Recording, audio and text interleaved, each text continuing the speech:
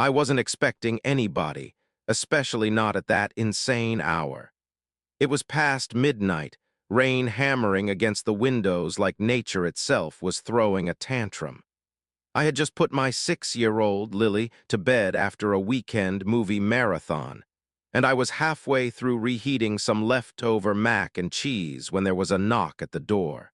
Before we continue, please tell us, where in the world are you tunning in form? We love seeing how far our stories travel. We love you to subscribe our channel for more interesting single dad stories. Not the polite kind. More like an urgent, confused kind of knocking. When I opened the door, my jaw legit dropped. Because standing on my porch, hair drenched, makeup smudged like a bad mascara commercial, blouse sticking to her like she just crawled out of a lake, was Catherine Pierce. Yeah, that Catherine, the powerhouse CEO who could silence a room with a single raised eyebrow. The same woman who once fired a whole marketing team in under 7 minutes. The woman who walked around like she owned gravity. And now she looked like her world had collapsed.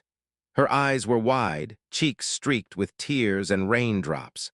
She wasn't wearing her usual armor, no designer heels, no polished power suit, just heartbreak and whatever soul-crushing truth had brought her to my door.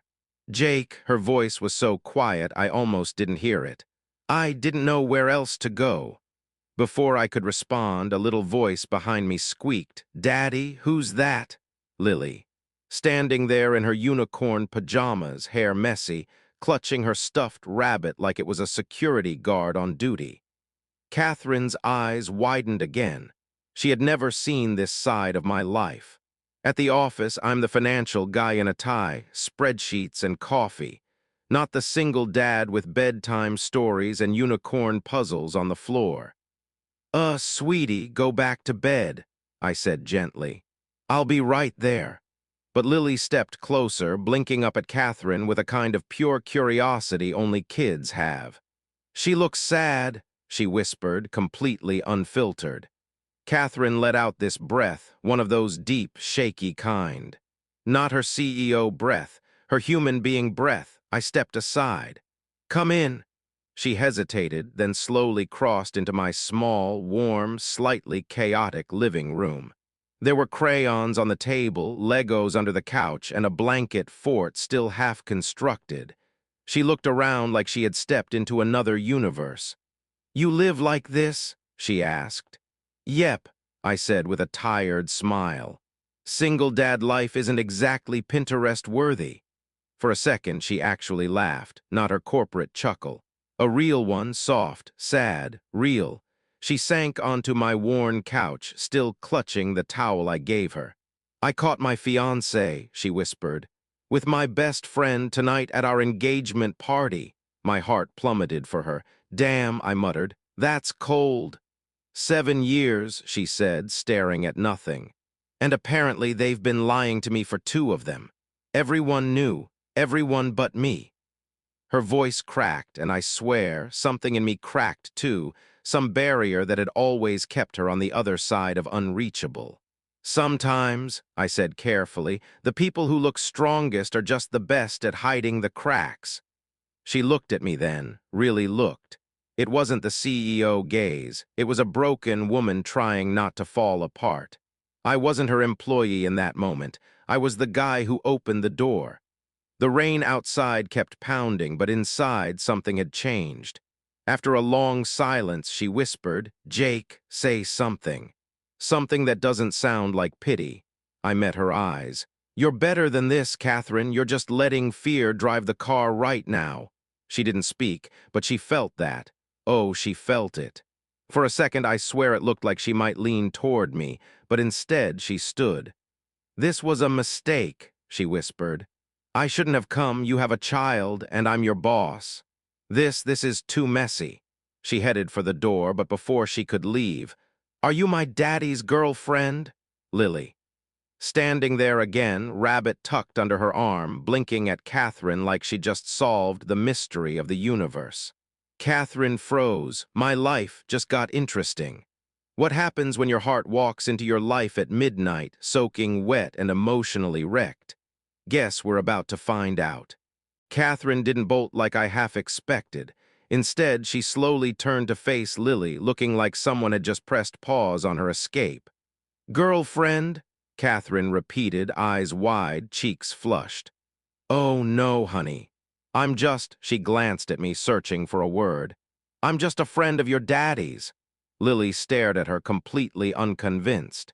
Kids have a sixth sense for adult weirdness, and this situation, certified weird. "You look sad," Lily said matter-of-factly, hugging her rabbit tighter. "Daddy makes me hot chocolate when I'm sad, with the mini marshmallows, the little squishy kind." She made tiny squeezing motions with her fingers for emphasis. Oh, Lord. I expected Catherine to laugh, make some awkward exit speech, and leave. But instead, she did something I never saw coming. She kneeled down, on my hallway floor, in front of my pajama-wearing, rabbit-holding daughter. "That," she said softly, "sounds like very good medicine." My heart, yeah, it did something dangerous. "Want me to show you how to make it?" Lily offered, like she was inviting a Fortune 500 CEO into an elite marshmallow seminar. Catherine hesitated only a second, then placed her hand into Lily's tiny one. "Lead the way, doctor." And just like that, at 12:37 a.m., my emotionally wrecked boss, my curious 6-year-old daughter, and I found ourselves gathered around my tiny kitchen counter, making hot chocolate like it was the most normal thing in the world. Catherine watched Lily drop marshmallows into the mugs like she was witnessing some sacred ritual. The tension in her shoulders eased. Her breathing slowed. She looked calmer, softer, almost human. "You know," Catherine said to Lily, "I've been to a lot of fancy parties, but none of them had marshmallow hot chocolate." "That's because fancy people are missing the whole point," Lily replied seriously. I almost snorted into my mug. When Lily went to get sprinkles, because apparently hot chocolate can't be naked, Catherine leaned against the counter, looking around my kitchen. It wasn't perfect or polished. It was worn from life. There was a finger-painted rainbow on the fridge, a post-it note reminder about Lily's dentist appointment, a drawing of a unicorn that bore structural resemblance to a potato, and yet she smiled. "You have a good home," she said quietly. "Not perfect, not pretty, but real." I wasn't sure how to respond to that. When Lily finally got tired and wandered off to bed, "With a night, Miss Catherine, hope your heart feels better." Catherine whispered something I wasn't prepared for. I don't remember the last time someone cared about how I was feeling. Not what I was doing, not what I was fixing, not what I was leading, just how I was. Something inside me shifted, something old and something new all at once. She didn't look like a CEO anymore. She just looked like someone who needed to be heard. We talked for a long time, not about profits or projections, but about life, about disappointment, about the lonely feeling of being surrounded by people yet truly alone, about expectations and exhaustion and how heartbreak doesn't care how successful you are. It struck me, Catherine Pierce wasn't untouchable. She was just untouched. At nearly 2 a.m., she stood to leave, wrapped in my spare hoodie and holding the umbrella I'd given her. "Thank you," she said, "for the couch, for the hot chocolate, for not asking too many questions." "You're welcome," I replied, "even though I have about 400 questions." She actually smiled at that, and then, just before she stepped outside, she paused and turned. "Jake," she said softly, "when I said I didn't know where else to go tonight, I think maybe what I meant was I finally knew exactly where to go." Boom. Heart gone, the rain had stopped, but something else had started. What happens when the most guarded woman you know lets her walls down for just one night? And what if it changes everything? By Monday morning, reality came barreling back like a runaway truck. Gone were the marshmallows, late-night confessions, hoodie-wrapped vulnerability, and quiet kitchen moments. I dropped Lily at school, grabbed burnt coffee from the drive-thru, and mentally prepared myself to face the tornado that was my life. But nothing, prepared me for walking into the office and being slammed by chaos like walking onto the set of a real-life corporate soap opera. Jake, my assistant Tara, practically tackled me near the elevators. "Where the heck have you been? Didn't you check your email?" "I was busy," I said slowly. "With what? The world ending?" "Okay, drama queen alert." She lowered her voice. "It's Catherine, it's bad." My heart tripped. "What do you mean bad?" "Her ex showed up in the lobby this morning, threw a fit in front of half the board. Security had to get involved. Now they're having an emergency meeting upstairs, and rumor is," she paused dramatically, "they're trying to boot her." I didn't think, I didn't plan, I just ran up the stairs, 2 steps at a time. "Ignoring the executive assistants, sir, you can't just—" I shoved open the heavy double doors of the boardroom like I belonged there. 12 heads snapped toward me, including hers. Catherine looked composed, elegant.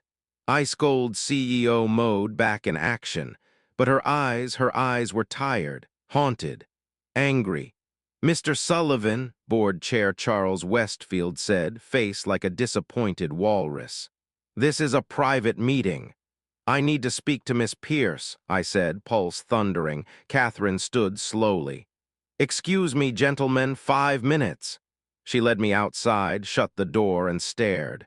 "What the hell are you doing?" she hissed in a sharp whisper. "Are they trying to force you out?" "Yes, because of what happened Friday." "Yes, because of your ex." "Yes, Jake," she exhaled shakily.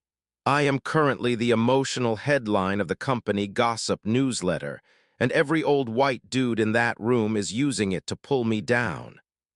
I ran a hand through my hair, anger rising. "That's insane. You built this place." "Doesn't matter," she said bitterly. "This is corporate America. A woman can be brilliant, powerful, respected, but the second her personal life gets messy, she becomes a liability." That stung, because it was true. "They can't just—" "They can," she cut in, "and they will." There was something in her voice, not fear, not sadness, resignation. She straightened her blazer. "Jake, I shouldn't have come to your home. It wasn't fair. It blurred lines." "And now," she swallowed hard, "I can't afford any more blurred lines."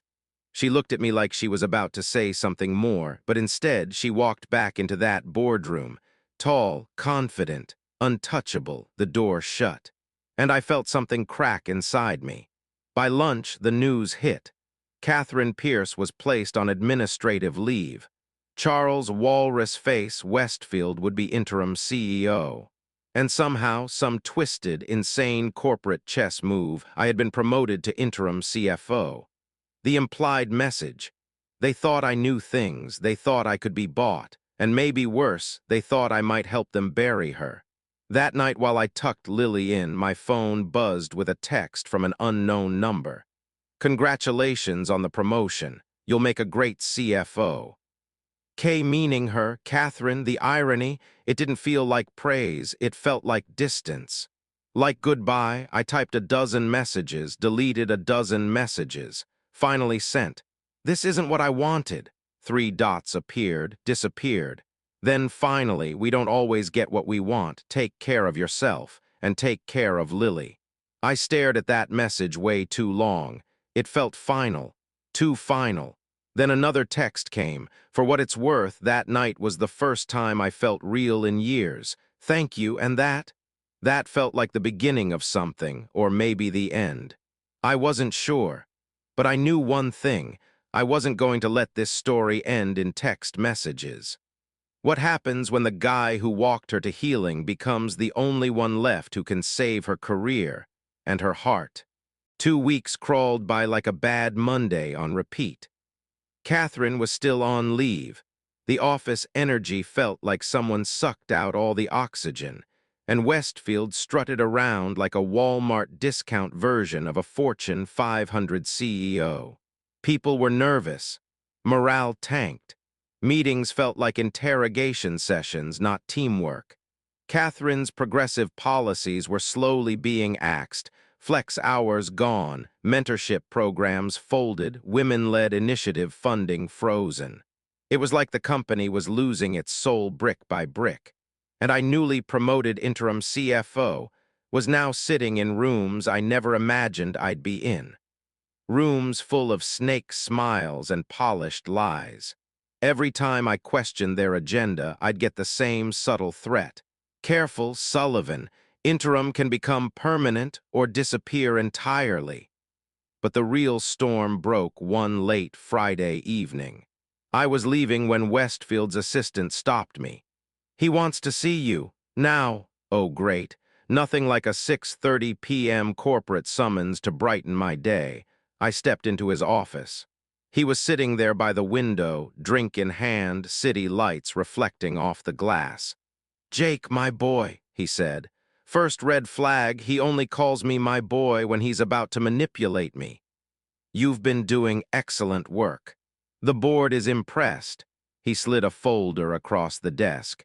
"We've decided to make your CFO position permanent with a substantial raise, of course." I opened the folder and froze. It wasn't a contract, it was a statement.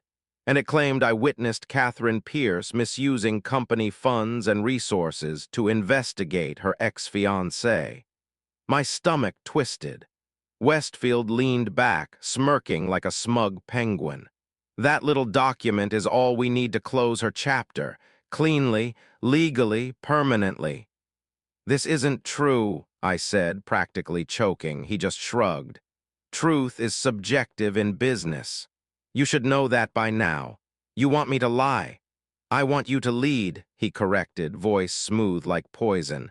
"I want you to choose your future instead of hers." He stood, voice low and dangerous. "Think about your daughter, Jake. Single father, aging mother, stability matters, you need this." That one hit like a gut punch. I picked up the paper and set it right back on his desk. "I won't sign this." His smile vanished. "I'll give you the weekend," he said coldly. "But Monday morning, your signature or your resignation." I walked out feeling like my entire world was unraveling. That night, after Lily fell asleep hugging her stuffed rabbit like it had the answers to life, I made my decision. It wasn't about heroism. It wasn't about Catherine. It was about who I refused to become. And maybe about who I wanted to become, so I looked up her address in the company directory, drove downtown, stood in front of a building so fancy that even my insecurities felt underdressed. The doorman looked at my coffee-stained shirt and wrinkled tie like I was a UPS delivery gone rogue. "Miss Pierce is not accepting visitors." "Tell her it's Jake Sullivan," I said quietly. "It's important." He called, he listened, then he nodded. "Penthouse suite, she's expecting you." Expecting me. My heart almost forgot how to beat. The elevator shot upward, smooth and silent, giving me plenty of time to start doubting everything. What was I doing? I was about to throw away financial security, stability, my daughter's safety net, for a woman who might not even ding. The doors opened. Catherine stood by floor-to-ceiling windows, city lights glowing behind her like something out of a movie. No suit, no armor, just jeans, a soft sweater, and vulnerability. "Jake," she said quietly, "this is unexpected." I stepped forward, heart pounding. "They want me to lie," I blurted. "They offered me the permanent CFO position if I sign a statement saying you misused company resources." She didn't even look surprised. She just sighed, "I know."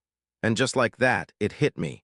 She always knew, she just never compromised, even when it cost her everything. What happens when walking away from everything might lead you exactly where you're meant to be? Prepare for confessions, truths, and a kiss that changes everything. She said it so calmly. I know, like the betrayal of an entire board was just another line item on her to-do list. I stared at her, stunned. "You knew they were trying to pin this on you?" She nodded, walking toward the window, the glow of city lights outlining her silhouette. "Jake, I've known for weeks."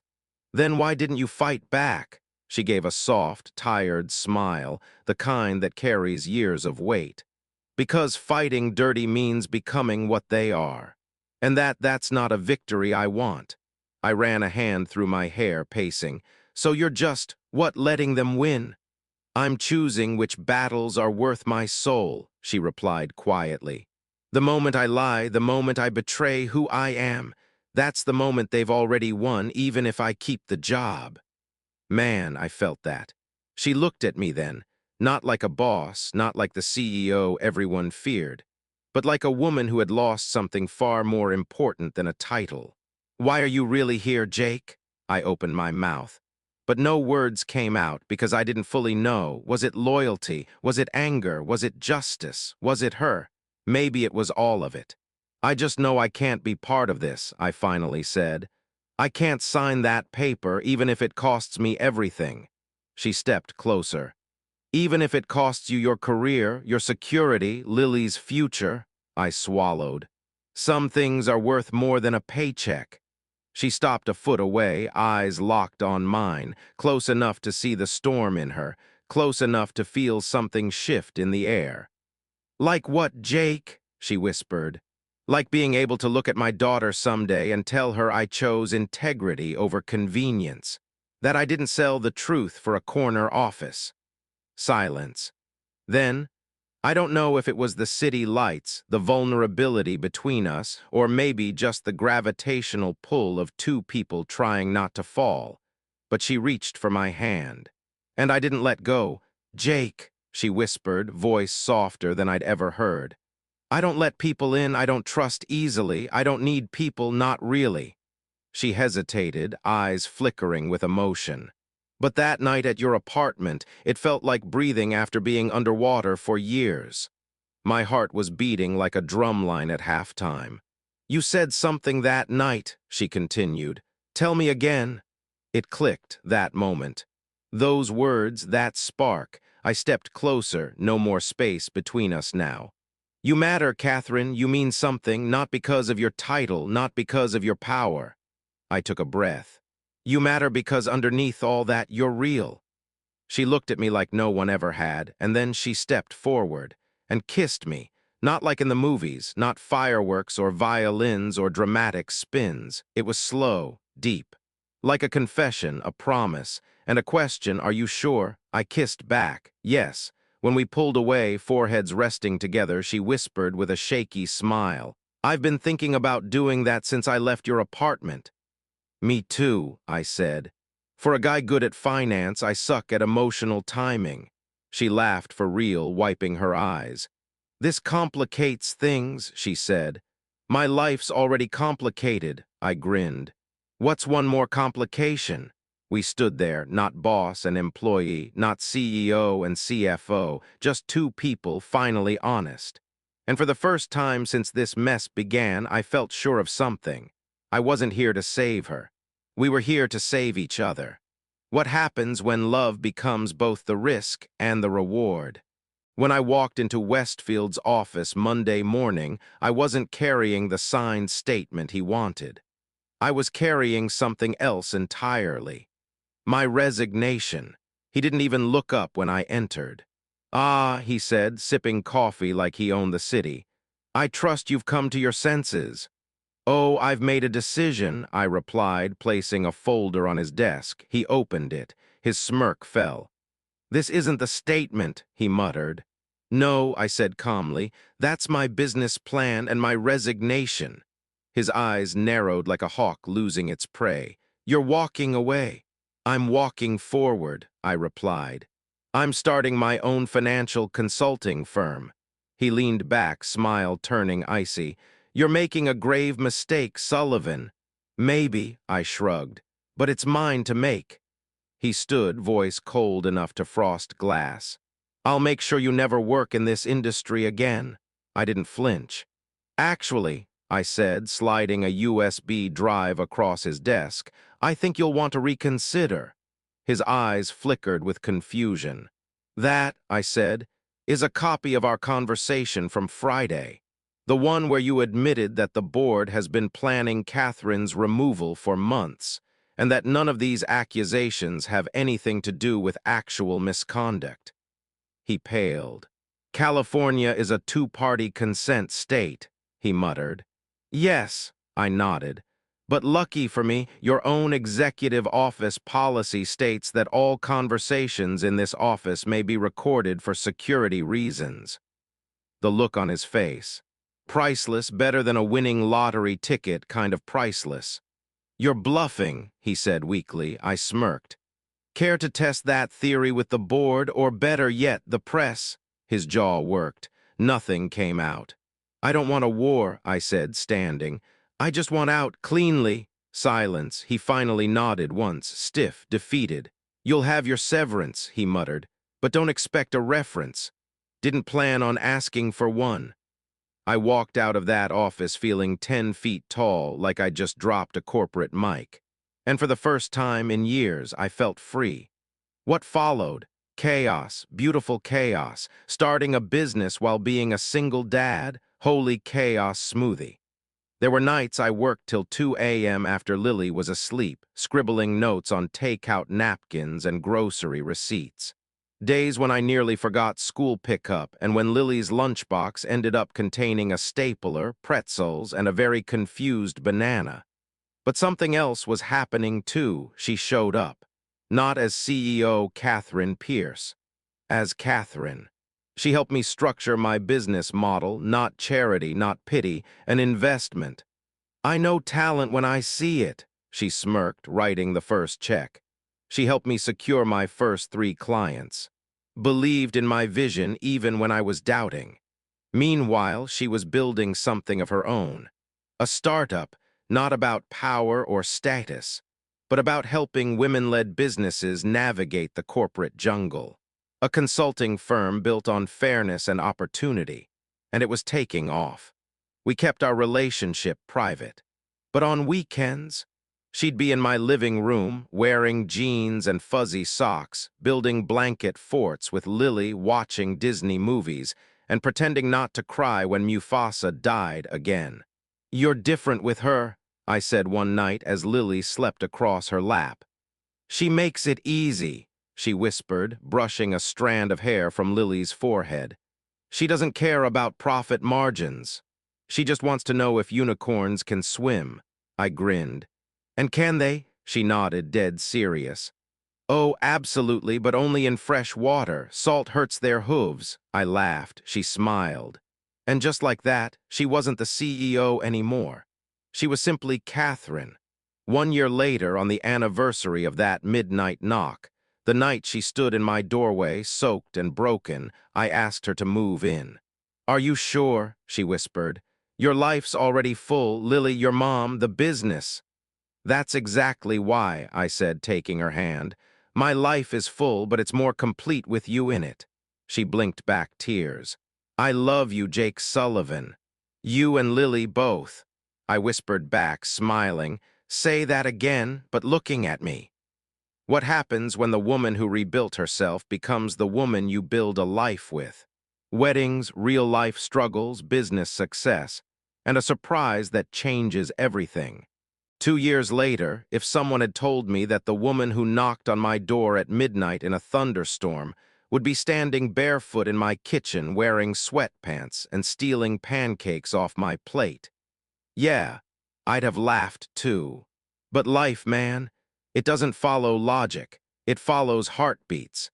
Catherine's firm grew big time.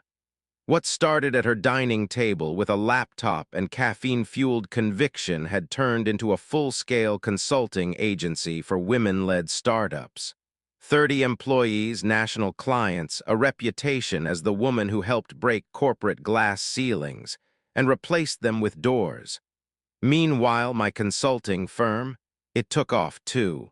We expanded into 3 cities, hired a small team, and built something I was damn proud of. It wasn't glamorous, but it was real, honest, and built the right way. We moved into a house, not a penthouse, not a sleek city apartment, but a home. A place with a slightly crooked mailbox, a backyard, and a kitchen that always smelled like pancakes and coffee. Lily finally got her dream, A swing set and a tree perfect for pretending it was a unicorn castle. Catherine, who once lived for marble floors and skyline views, said it was the first place that ever felt like home. But life isn't a movie. Real love isn't always candlelit and perfect. Sometimes it's loud, sometimes it's messy. Sometimes it's arguing about who left socks in the dryer and who forgot the pediatrician appointment. Like one Saturday, she stood in the kitchen, hands on hips. "Jake, you forgot to send Lily's permission slip." Again, I pointed dramatically at the coffee maker. "Okay, yeah, my bad, but also have you seen the masterpiece that I brewed this morning?" She glared. I handed her the coffee. She took one sip and sighed. "Fine, you're forgiven," I grinned. "Coffee, the mediator of all marital chaos." She smirked, shaking her head. "We're not married." I raised an eyebrow. "Yet." She froze, blinking, then slowly smiled. We didn't do traditional. There was no fancy proposal at a rooftop restaurant. No Instagram-worthy ring reveal. It was late one evening. Lily was asleep. We were both exhausted from work. Catherine sat at the dining table, hair messy, still in her work blazer and fuzzy socks. And I just looked at her, really looked at her. No makeup, no perfection, just her. And I thought, God, I love this woman. So I went to the junk drawer, yeah, I know, super romantic, grabbed a twist tie, walked over and said, "I don't have a ring yet, and I don't have a speech, just this question." She stared at me. "Will you be my partner in business, in chaos, in late-night hot chocolate therapy, in life, in everything?" She didn't cry. She didn't give a dramatic movie speech. She just whispered, "That might be the most real proposal I've ever heard," and held out her hand. I wrapped the twist tie around her finger. Messy, imperfect, real, we did it our way. Our wedding wasn't huge. It wasn't a production. No gold chandeliers, no tuxedoed swans. It was in our backyard under fairy lights, music playing from a Bluetooth speaker that kept disconnecting every 10 minutes. Lily, now 8, walked down the aisle throwing flower petals like she owned the moment. And honestly, she did. She looked up at Catherine and whispered loudly, "You look like a princess." Catherine whispered back, "I feel like a person." I'll never forget that. She walked toward me, not in a designer gown, but in a simple white dress, barefoot in the grass, smiling like she finally understood the meaning of home. When she reached me, she didn't wait for vows. She just whispered, "You saved me." I shook my head. "No, we saved each other." We said our vows, joined hands, and built something that wasn't built from power or fear or image, but from truth, from showing up, from choosing each other over and over again. And then 6 months later, we got news that changed everything. At the first ultrasound, the doctor smiled and said, "Are we ready to hear the heartbeat?" Catherine froze, hand gripping mine. As the soft thump-thump filled the room, she let out a shaky breath. And then she whispered, "I never knew joy could sound like that." And just like that, the love story that started at midnight became a story that would last a lifetime. But what happens when life gives you everything you dreamed of, then tests if you can keep it? Parenthood, pressures, past scars, and learning how love actually works in real life. The thing nobody tells you is, love is easy when it's magical, dramatic, intense. Love is harder when it's 3 a.m. and you're holding a screaming newborn while the coffee machine is broken. You're wearing mismatched socks, and your partner just fell asleep sitting upright on the couch holding a burp cloth like it's a security blanket. Welcome to real life. Our son Noah entered the world during a spring rainstorm. How's that for poetic? He was tiny, loud, demanding, adorable, and came with a manual that did not exist. Suddenly our home, once filled with toddler art projects and giddy movie nights, was now stocked with baby monitors, pacifiers, burp cloths, bottle sterilizers, and the subtle scent of sleep deprivation. And our relationship, it shifted. We still loved each other deeply, but now love looked different. Less fireworks, more teamwork. Less romance movie, more co-op mode survival game. One night, about 5 weeks in, I found Catherine standing alone in the kitchen at midnight. Not crying, not upset, just staring at a bottle of formula like it had personally challenged her to a duel. "You okay?" I asked gently. She didn't look at me. "I used to give multi-million-dollar keynote presentations," she whispered. "I used to negotiate contracts, build companies, shut down boardrooms, and tonight, I cried because I couldn't get him to sleep." I leaned against the counter. "That sounds about right." She let out a broken laugh. "Why didn't anyone tell me that motherhood feels like being bad at something you thought was supposed to be natural?" That line hit deep. So I said something I hoped she'd remember. "Hey, nobody is naturally great at parenting. We're all winging it, just trying not to raise tiny gremlins." She finally laughed, then sighed, then whispered, "Jake, I'm scared I don't know how to be enough." I didn't rush to answer. I didn't give motivational quotes or cheesy lines. I just stepped closer and said softly, "You don't have to be perfect, you just have to be present." She looked up, and for the first time since Noah was born, she believed me. Meanwhile, our businesses, thriving, expanding, demanding. But here's the thing, success looks different when you're building cribs at midnight between Zoom meetings and diaper changes. There were days when Catherine would be on a Teams call with investors, wearing a sleek blazer on top and pajama pants underneath, while bouncing Noah in a baby carrier like a true CEO multitasking boss. I once did a pitch presentation with a cartoon sticker on my shoulder that read, "Official milk spiller." The client noticed, still hired us. Parenthood humbled us both and strangely made us stronger. Even our arguments changed. We no longer fought about careers or choices. Now it was about who forgot the pediatrician form, who overcooked the frozen pizza, who put the diaper bag in the freezer. Me, don't judge. But after every disagreement, we got better at apologizing, laughing, communicating, growing. Because real love doesn't mean never fighting. Real love means not fighting against each other, but fighting for each other. One night after finally getting both kids to bed, victory, we collapsed onto the couch. Blankets, popcorn, exhaustion, no fancy date night, no cheesy romance, just us. Exactly where we wanted to be. Catherine laid her head on my shoulder. "Tired?" I asked. "Dead," she mumbled. "But happy," she whispered a moment later. "Messy but happy." I kissed the top of her head. "That's how you know it's real." But when love, family, and business all expand, so do the risks. What happens when life gives you everything you want, but threatens to take something away? It happened on one of those deceptively perfect mornings. Sunlight pouring through the curtains. Baby Noah babbling in his high chair. Pancakes on the stove. Lily narrating a dramatic unicorn adventure in full detail like she was auditioning for Pixar. Everything felt oddly peaceful until Catherine's phone buzzed. She glanced at it casually, then froze. The color drained from her face. Her eyes didn't widen, her mouth didn't move. She just stilled.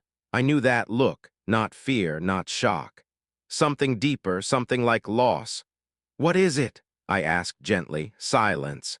Then she handed me the phone. It was an email from the board. They were suing her, not just for alleged misconduct, but for financial damages, breach of fiduciary duty, and mishandling company data. In short, they wanted to bury her, legally, financially, professionally. She could lose everything she had built, her company, her reputation, her name. And for the first time since I'd known her, she looked truly, honestly scared. We spent the next week in meetings, attorney calls, document reviews, digging through every dated file, email archive, contract detail. I watched her go from exhausted to determined to fiery. But some days, she just shut down. One afternoon, about 10 days into the storm, I found her sitting alone in the nursery rocking chair, holding one of Lily's old stuffed animals. She didn't notice me. She was staring at nothing, not crying, not angry, just empty.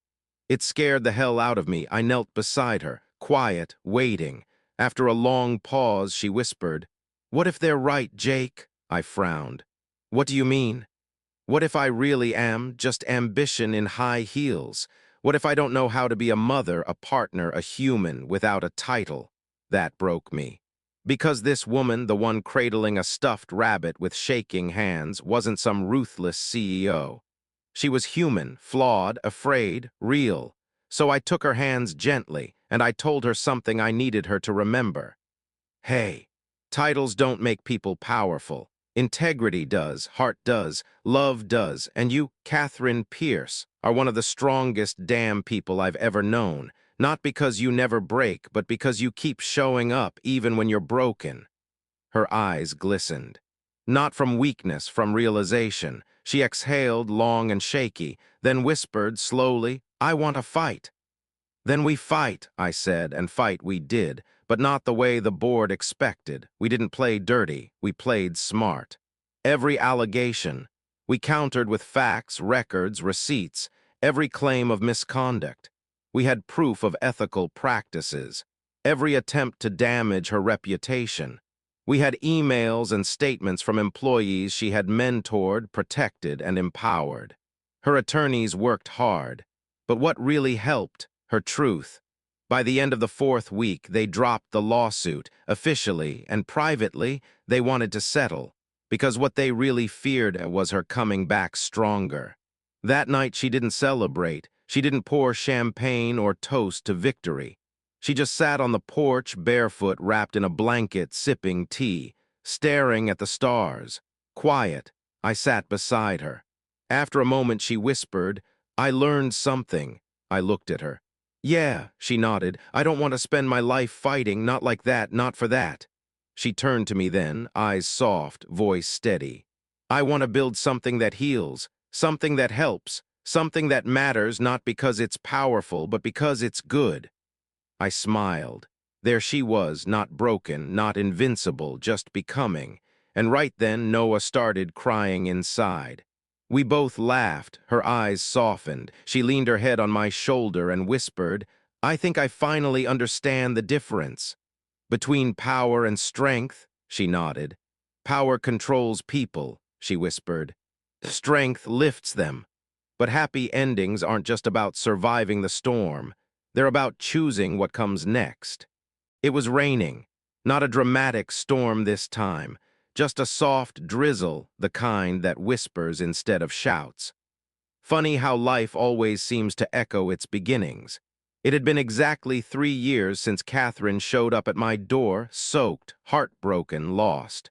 Now she stood in the doorway of our home, dry, calm, barefoot, holding a cup of tea, hair messy, wearing my hoodie and smiling at the sight of Lily chasing Noah around the living room with a makeshift superhero cape.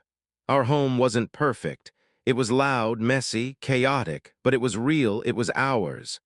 That evening, she sat beside me on the back porch, the exact spot where she once whispered, "I don't want power. I want purpose." I looked at her, at how far she'd come, at how far we had come. "Where do you see us in 10 years?" I asked, half teasing. She thought for a moment. "Not bigger," she said. "Not richer, just deeper." I nodded. But then she added softly, almost like she was scared to believe it, "Happier." And that hit deep. Later that night, while putting the kids to bed, Lily, now 9, looked up at Catherine and asked, "Do you remember the first time you came here?" We both froze. Catherine smiled softly. "How could I forget?" Lily thought for a moment, then asked, "Did you know you'd stay?" Catherine didn't answer right away. She looked at me. Then at Noah asleep in my arms. Then around the room at blanket forts, crayon masterpieces, baby socks everywhere. And finally she whispered, "No, I didn't know I'd stay." She smiled. "I just knew I didn't want to leave." Much later, after bedtime stories, after chaos settled, after the last light switched off, I found her standing at the front door. Not sad, not broken, just thoughtful. "You okay?" I asked. She nodded, then gently placed her palm on the door. "This door," she said quietly, "changed my life. The moment you opened it, our eyes met." "No," I said softly. "The moment you knocked." Silence settled, not empty silence. Full silence, the kind that holds meaning between heartbeats. She looked at me then, eyes shining, and whispered, "Jake." "Yeah.